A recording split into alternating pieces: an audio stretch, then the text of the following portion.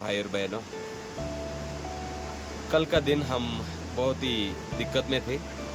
लेह लद्दाख से होकर हिमाचल की ओर आना हमारे लिए बहुत कठिन रास्ते रहे।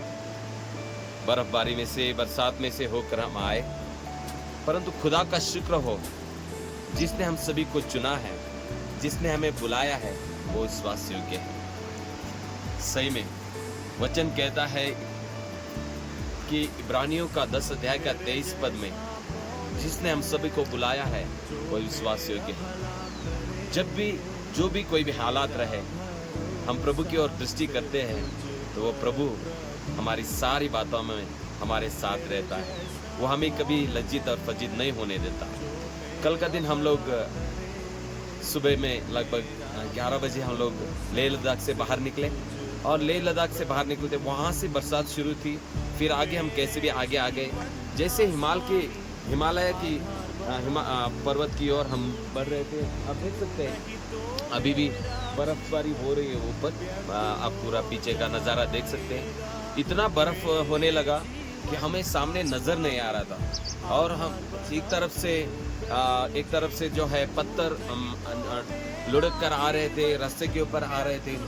उसके बावजूद भी प्रभु ने हम सभी को उन पत्थरों के बीच में से निकाल आया। इतना ही नहीं, हम आगे आए।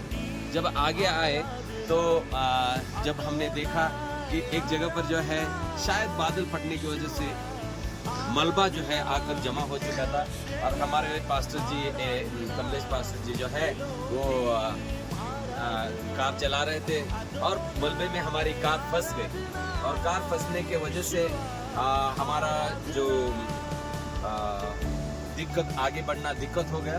फिर भी प्रभु का धन्यवाद हो कि हम कैसे भी करके उसे प्रभु ने हमें अनुग्रह दिखाया। धक्का मार के हमने बाहर निकाला और हम सुरक्षित घर पहुंचे। प्रियो, मैं एक ही बात कहना चाहता हूँ, अपना जीवन का हर बातों को, हर एक परिस्थिति को प्रभु के हाथ में जब हम सौंपते हैं, प्रभु हमें पार लगाता है। और इस दरम्यान मैं आपको यही गवाही देकर आपको बताना चाहता हूँ कि जिसने हमें बुलाया है, जिस पर हमने विश्वास किया है, वो विश्वास योग्य है। वो हमें कभी नहीं छोड़ता। वो कभी हमें किसी भी हालात में हमें साथ देना छोड़ता नहीं है। वो हमारे संग रहता है, क्योंकि उसने कहा है, तो जहाँ जहाँ जाएगा मैं तेरे साथ में रहूंगा। मैं सेनाओं का परमेश्वर तेरे दाहिनी ओर छांव के समान चलूंगा। मेरे प्रियो, चाहे जीवन के किसी भी हालात में क्यों ना हो, लेकिन डरे नहीं, आगे बढ़ते चले, क्योंकि प्रभु हमारे साथ में है। मेरा इस हिमाचल प्रदेश के इस जिस्पा तराई से,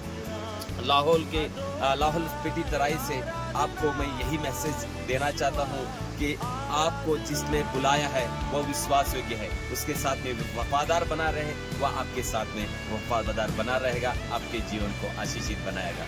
फिर से एक बार प्रभु परमेश्वर इस वचन के दौरान, इस गवाही के दौरान आप सभी को आशीष दे।